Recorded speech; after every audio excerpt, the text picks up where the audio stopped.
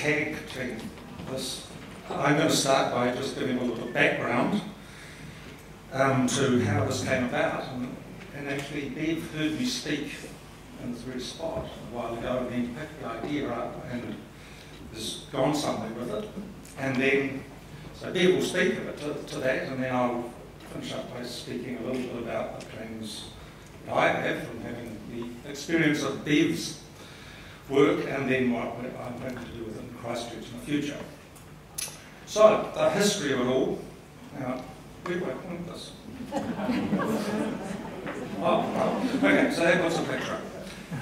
So, I think it's pretty commonly accepted that there are very few genuinely new ideas floating about. And this idea really came about through a little bit of investigation I was doing in an area of great interest to me, which is the sort of traditions and history of food. And I have a particular interest in large-scale events. And as it happened at the time, I was obsessed with those sort of fancy dinners that you might all have seen sort of engravings of, where everything is sort of rather over-decorated from the sort of Victorian Edwardian periods, when food was completely denaturalised by chefs who were working in appalling conditions in kitchens, just so that people could show they were incredibly wealthy by how much food they wasted. And there was an event when Queen Victoria's son visited Christchurch, and there were accounts of a very flash dinner that was held in his honour. And I was quite keen to find out how, in Christchurch, this was in 1869, how they would have gone about entertaining him in the manner to which he'd become accustomed and a manner in which they could be proud. And so I was doing a little bit of research about it, and I stumbled across an event which quickly pushed all of my interest in that dinner completely to one side. And the picture we have here is some of the decorations that there were around the town to mark the visit of Prince Alfred, who was, quite the celebrity really for a small town. And here's some more of these triumphal arches that were put up about the place.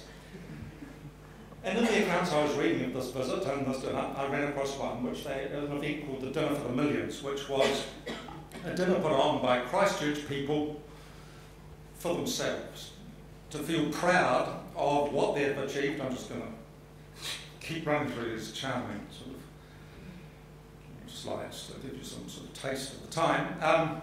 And this was a dinner put on entirely for their own benefit. They weren't invited to the big fancy dinner, and they wanted to celebrate that they were being acknowledged by having, the Queen's son being sent to visit them. So it was a dinner in Barnard's Horse Bazaar. It was very déclassé to talk at the time about food and what was served, to take pictures of it. So there's very little accounts of the actual meal, but it is known that about 2,000 people were served in the Horse Bazaar, and that was at a time when Christchurch had a total population of around 10,000 or 12,000 people. So it was a really significant event. And the way that the dinner was staged was that everything was donated by anybody who had something to give, and they gave whatever it was they could give. So people gave of their time, farmers gave pieces of animal, and bakers' bread and brewers' beer. And it's quite interesting as we talk about doing these dinners and have had the experience of doing them, the immediate question is asked, will there be alcohol served? And of course the modern day answer is, well, no, it'll be an alcohol-free event. All the accounts of this one were it was an absolute drunken outrage. They served the meal, they could only do it in batches, and the last batch was so anxious about getting fed and were so drunk from waiting for so long that they were unruly and tried to break down the doors to get in. So, it's just the sort of lovely sort of sepia glaze of time is not always for that fashion. So anyway, as it turns out, and I did a little bit more research, and I spoke to some other sort of food historians about the place at our New Zealand Food History Conference.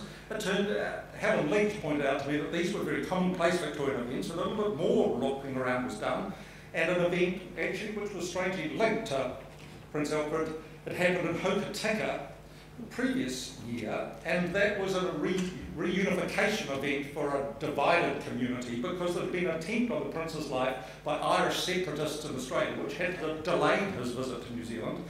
and that had fractured the Hokitika community so significantly, and the Irish were virtually run out of town, that the community tried to come back together around a meal. And it was very well spotted because this was really well documented. And so this is from the newspaper, and this is the list, and there's another page to come, of all of the donations. And you'll be able to see the sort of scale of what it was. You know, there's all sorts of things, people giving mustard, pepper, salt and vinegar, and somebody giving firewood. And the one, I have to walk over here and keep my pointer going, which I love, is this one over here. Where are they? Down here, who gave nothing.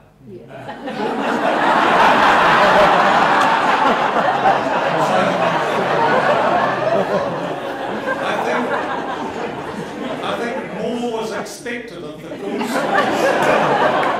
So as I go and sort of proselytise for this kind of event, and I sort of tell the story and I show people this document, I never fail to point out the Goulstons and say, nobody wants to be the Goulstons. So it goes on, there's another page of it all. This is from a little sort of article that was in a food journal. So, you know, again, there's nothing new under the sun at all. So this is a great example of how a community can come together to do something for its own benefit, and each and every one gives as they can of themselves. And so that was the founding principle. Now, I set this all out here before, so it's sort of deja vu all over again, as they say. And Bev heard me, picked it up, and I'd now like Bev to speak to the Taumarunui experience. I'm not sure we can rival Hokitika, actually. We didn't have an Irish, or the Irish being run out of town. So I heard Richard give a longer version of that in 2009 at a Philanthropy NZ conference, a place where we have all kinds of ideas seeded for us. And there were some things going on around our funding. We were thinking about how we might be more responsive to the Taumarunui community in particular. And sometime later, I started wondering whether that was something that we might do in Taumarunui, think about a community meal of some kind. So for 2 years now, the Taumarunui community, with the support of Trust Waikato, have put on a large community meal. It's come to be called Dinner at the Domain. So we did it in 2012 first. I should have moved the slide over. The top picture there was the first one on the 3rd of March in 2012. Early March, cyclone. Rain, wind, trees down blocking all the main roads. Some of the men couldn't get there. The person who was supposed to do the video couldn't get, you know, all kinds of things. So we had to have it inside in the big old rugby club rooms, which, you know, the kitchen's not great, the toilets aren't great, but we had a lot of fun. And then we did it again in March just gone. Total opposite, hottest day I've ever had in my life, I think. We sweltered all day and had a fantastic day outside of the domain. I want to talk a little bit about Taumarunui before showing you a video of this, primarily of this year's event.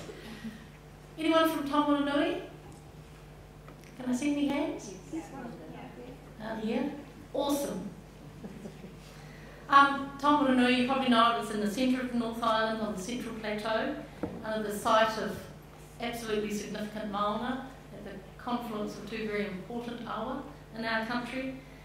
Has a population of about 5,000 people in the township, about 13,500 in the Ruapehu district. About 58% of the population in Pākehā and about 49% Māori, less than 2% Pacifica and less than 2% Asian. It's home to 3 iwi, Ngāti Maniapoto, Ngāti Tuwharetoa and Te Āti Haunui a Paparangi. The largest industry is agriculture. There's an increasing tourism focus there, and I find this sad and funny, poignant maybe. It's known as the entry to the forgotten world. And of course it's most famous as a stopping point on the main trunk line. And many of you may have stopped in there sometime at the railway station, and the domain's kind of just opposite. It's reasonably isolated in today's terms. It's very beautiful. It's too high in many of the not so good statistics. It's rich in history, and of course it's rich in its people. So we want to show you now a video that will give you a sense of it.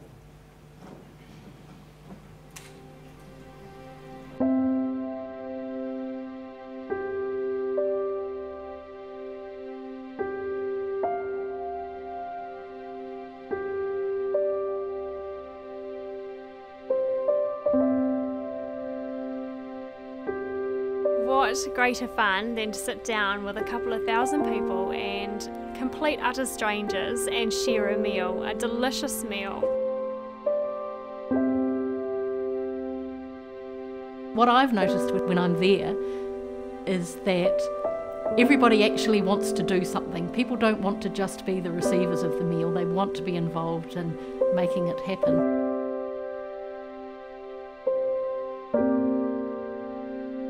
It's about recognising the strengths of Taumarunui, and it's just about bringing a whole family together.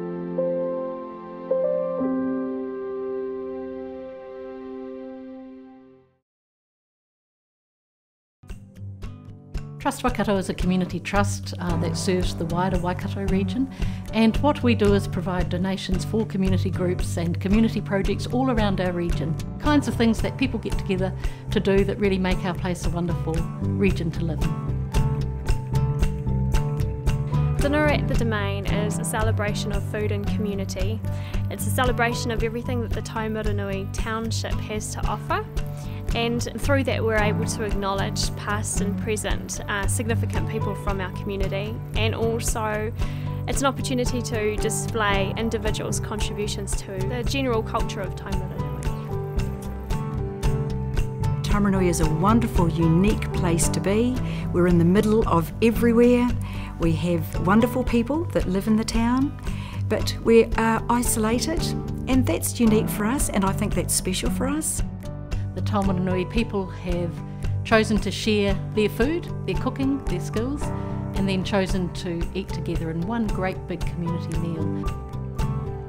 Dinner at the Domain came about from a community meeting that we had back in August of 2011, where Richard visited with the Chief Executive from Trust Waikato. I was at a Philanthropy New Zealand conference, and at that conference Richard Till, the Kiwi cook, gave a presentation about community meals as a way of bringing people together to cook together and then share a meal together.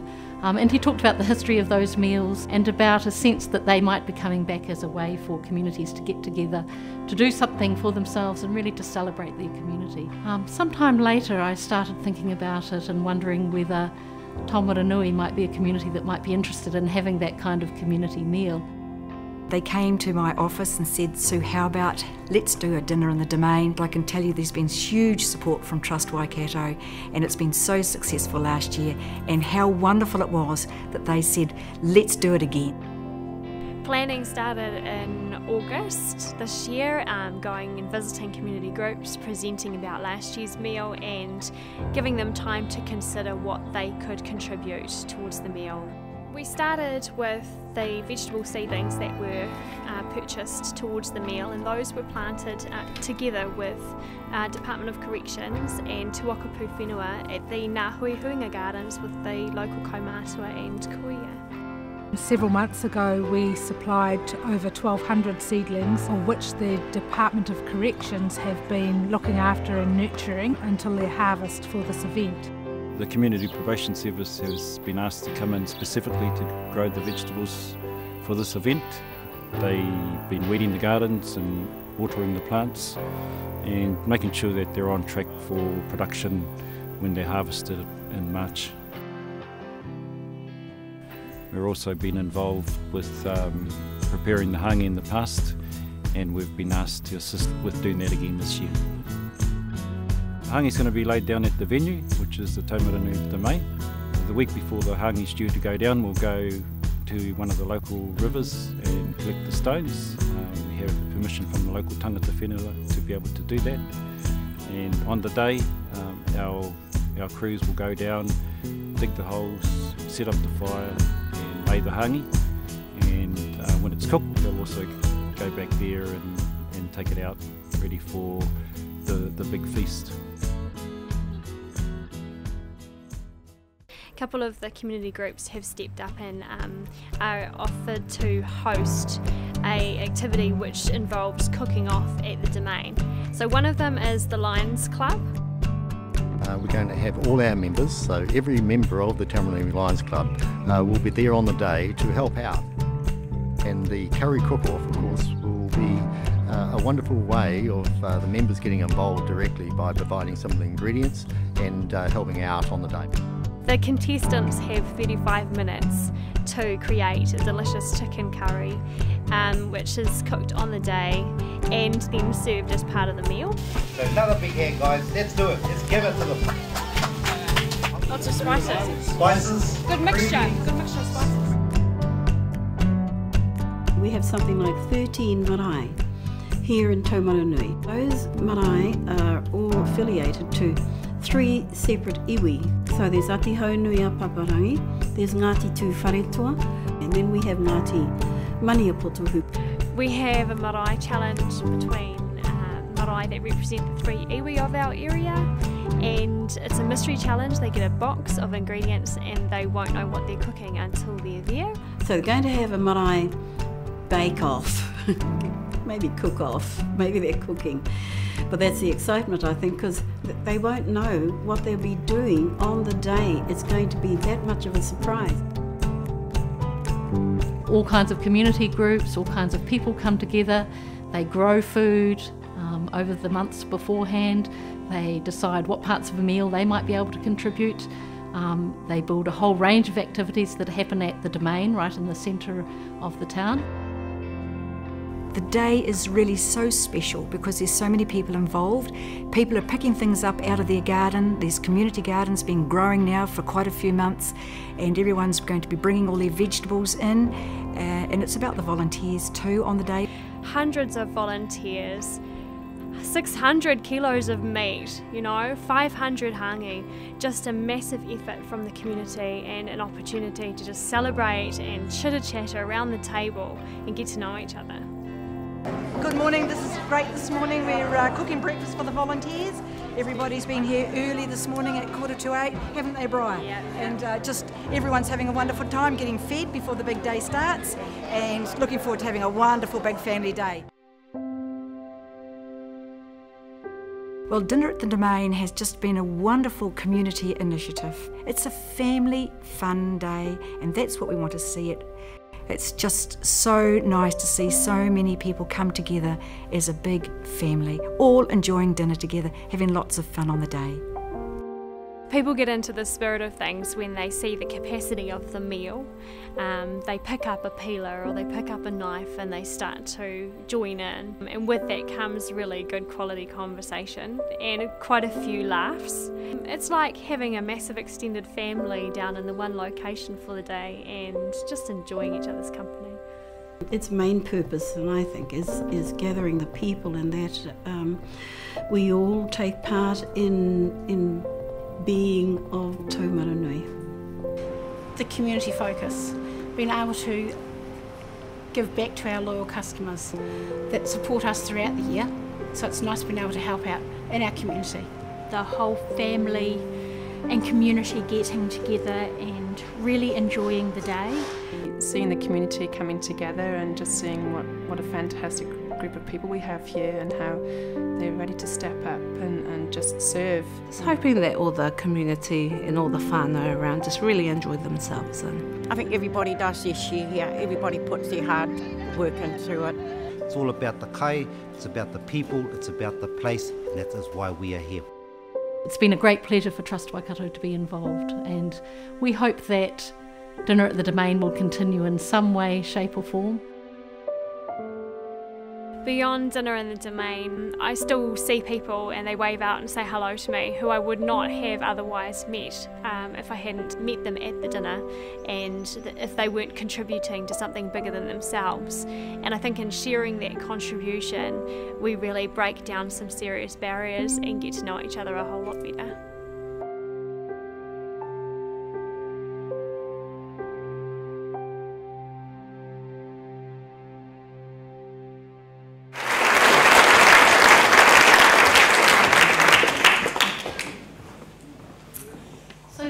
Going back to a Trust Waikato perspective, what you've seen is some of us, but a lot of community perspective in there. Taumarunui is on the very outer edge of our boundary. We're a large region, a large part of the North Island is the area that we serve. At times, and certainly in recent years, we hadn't received enough applications for funding from Taumarunui. We know there are strong marae there, some very strong ones. We know there's some capacity in the community and voluntary sector. We know there's some wonderful people there. And we know that many people love living there. But we were still very aware of the many rural communities around our region, some of the challenges that they were facing, and had a real sense that we wanted to make sure they were getting actually their share of Trust Waikato funding. So as you saw in the video, the idea for a large community meal, sorry, I just lost my place slightly, came from Richard's keynote presentation. And I really do want to acknowledge Philanthropy New Zealand in terms of absolutely seeding this idea for us, and Richard for the same thing. We had been working for some time to build relationships in Taumarunui, and I don't think we could have come in and suggested this idea without having been doing that for some time. That's a really important thing to say, I think, first of all. Otherwise we risk doing what Ian talked about, going down there and saying, have we got an idea for you? So we suggested the idea of a community gathering around a meal, a free community dinner put on by the people of Taumarunui for the people of Taumarunui. There were lots of meetings, lots of discussions before community members agreed on just what it was they wanted to do, and dinner at the domain emerged. And you'll see there's some community objectives that they talked about. First of all, to celebrate, and that was a really big part of the whole day. It was about celebrating, having fun, sharing together, especially celebrating Taumarunui as home. And for a while they talked about it, that maybe the byline was come home for dinner. It was very much a place-based project. It rested on the idea that home might be where the heart is and where we share food. The domain itself is in the heart of the town, and it's the place that we do things together. Came through as a message very strongly. They also talked about wanting to create new family traditions, that family and whānau that children might remember when they were growing up, remember those dinners in the domain that we went to every summer. So they wanted to build family traditions and wonderful memories for their young people. And interestingly, they were really, really keen to develop the idea, to become like the Aotearoa experts on dinner at the domain and to share it with everybody else. Richard will talk about a possibility in Christchurch, and when that was a possibility, recently, the Taumarunui main organisers were organising their van to drive down to Christchurch and help out with a meal there. So they really wanted to share it. They felt very proud of the whole thing. And from a Trust Waikato perspective, we really were looking quite significantly at building community sector capacity and absolutely deliberately increasing the funding applications to the Trust. So here's some numbers to give you a sense of some of the size of it. And if you look, so 2012, 59 community groups, and an incredibly wide range of groups, a lot of businesses. You saw some of them there, New World, for example. Small businesses, the local blueberry orchard. There was a tricky question around the wine growers, it's a little more tricky, and ways they might contribute. There were churches, there were community groups, any kind of organisation in New Zealand that you could think of, they were part of it. And interestingly, that grew to 93 groups in 2013. So remember, we're talking about a population of 5,000 people. So in 2012, we estimated 1,500 people for dinner, a few more plates than that used. And the recent one this March just gone, estimated 2,400 people for dinner. So it's a pretty big part of the community that have chosen to be involved. All right, some reflections and learnings from it. And so, speaking unashamedly from a funder's perspective here, we've learned a lot, but they're not new principles. They're very sound, well-practiced, well-articulated community development principles in lots of ways. They're not rocket science. It's quite a simple concept to get. And I do also want to comment, while we have what I think of as quite a golden video with golden memories coming through it, it's not all simple, it's not all easy. There's all the normal power in politics, all the issues of ethnicity and gender and any other kind of power things that go on in community. They're still all there in all of it. and yet people are still choosing to come together and enjoy each other. One of the unfortunate, not so golden things was that in the first year the Mayor was given a beautiful bunch of flowers to say thank you for her role.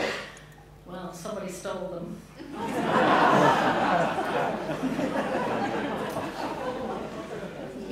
Despite those kinds of things, we do see it very much as achieving something, as celebrating, as really building a sense of home and community, of linking people, of strengthening groups, creating a sense of generosity, of sharing one with another, and of place and home. So some of the key things we've learned. We do think having local and central government buy-in was crucial to it. There are many resources and resource people that reside in various government departments, and it's important to have those people on board. But again, it can be complicated. Look, a few days before this one, there was an arson in a home. A home was put down, there was a family there, and child youth and family staff had been involved with, as I understand it, were not allowed to be involved because it involved a family that they had some dealings with. So, complicated things do happen as well. But I do think having those, and particularly in the first place, getting local government buy-in was really important. Then it's a matter of identifying some key people and giving them space to grow with it. And I want to acknowledge especially Briar von Buell, the tall blonde person who you also saw taking a Zumba thing in the middle of it, who really took it on as a project and grew it and grew the people around it. And I want to acknowledge my own staff, Teresa Templeton and Normal Kirkwood, who made the long drives down there and travelled there regularly and were there whenever the key people there needed some support. And that's that kind of added value. I think just through the good people that we have in our own organisations.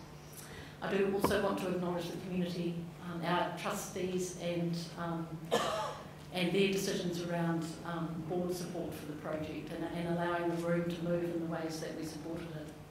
And also the two different chairs who actually made the long trip down there and spent the whole day there, cooking sausages or cutting ribbons or whatever was useful in the day.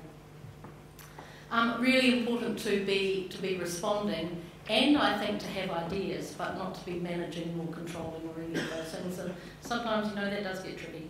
Engaging widely was really important. We were delighted with the level of business involvement in it. Perhaps that's easier in a small town because, nobody's just a business person in a small town, and neither are they anywhere else. But involving so many groups and people was a really significant way of advertising the event and getting so many people there. A wonderful story, 2012 in the cyclone, so it's pouring with rain, we're thinking, are people actually going to come? Because there's a whole lot of people, who don't have much transport stuff and maybe don't have so much access to petrol or cars or whatever. And the local taxi company, combined with the local radio station, who were fantastic in the whole thing, and just put out broadcast ads all day, we'll come pick you up, ring us up, we'll come pick you up, and they spent all day driving families to get there and to take them home. That's heartwarming, wonderful. Growing the food really added to the project. Of course, it makes it a whole lot longer. It builds that sense of anticipation and expectation. It's productive. Gifts and generosity can be embedded in food, and particularly in food that we grow ourselves. And there were people who, on the day had no idea who was coming with what to a certain extent, so there's a trickiness about planning and so on, making sure everyone's fed. It's a bit hard to say, family hold back when the town's the whole family. But, there were people who arrived with trays they happen to have lots of wonderful herbs in the garden, and they'd arrive with a tray of rosemary and parsley and mint and chives and I can't remember what else. And said, can you make use of this? And Richard would find ways to make use of that. Health and safety was sometimes challenging because actually, they don't want you to bring a cooked chicken from home in case it makes someone sick. So there's that struggle as well. We did a lot of thinking about our role as a funder, and one of the most important things we did, I think, was that we both made a donation or a grant to it, in the sense of the gift in that, but we also chose to sponsor it, and we quite deliberately sponsor things where we want to raise the profile of the trust. And remember, for us, that was part of this day. And so that also gave us a role in being able to be involved in the marketing of it, and being able to commission the movie, which, was as we heard just before in the pop-up, that movie of the keeping telling our stories and creating our stories having opportunities for people to keep hearing them. So that was really important to us, both that donating and sponsoring the project. Involving community-minded celebrities. People don't like what labels like celebrities, Richard least of all. That community-minded bit of it there is actually really important, and I want to contrast, the other cooking programs on TV where it's all about, who's going to lose tonight. Food's about sharing, isn't it?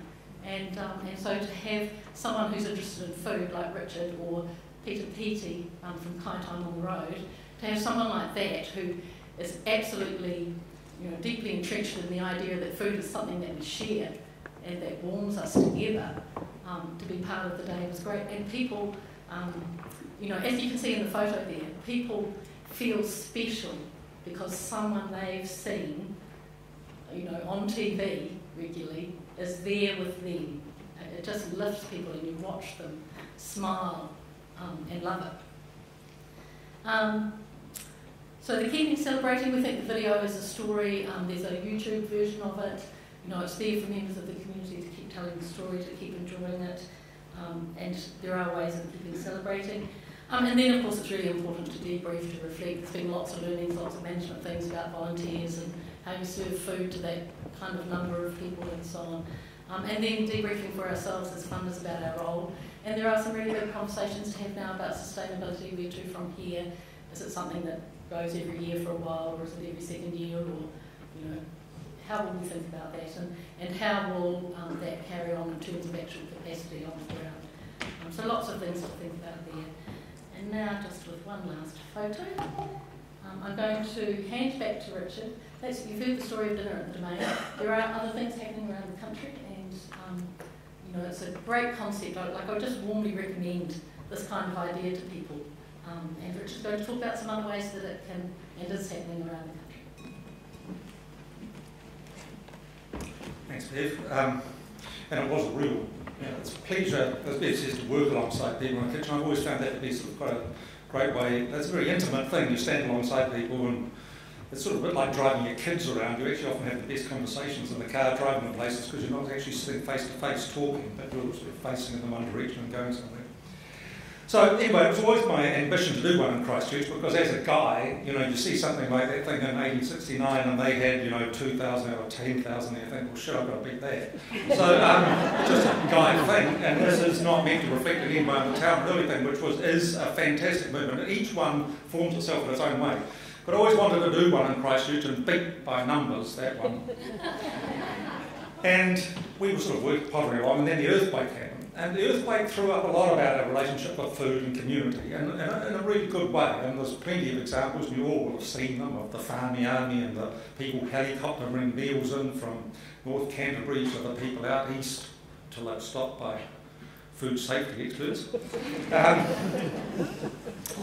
And of course there was, telecom baking in Auckland and people in Dunedin making lunches and all sorts of things. So immediately, and I had the experience too as just a person at home with their power off and the freezer going bung and all those sort of half sheep that people had given me doing talks in South Canterbury slowly thawing, it was a perfect opportunity to share the love, give that around.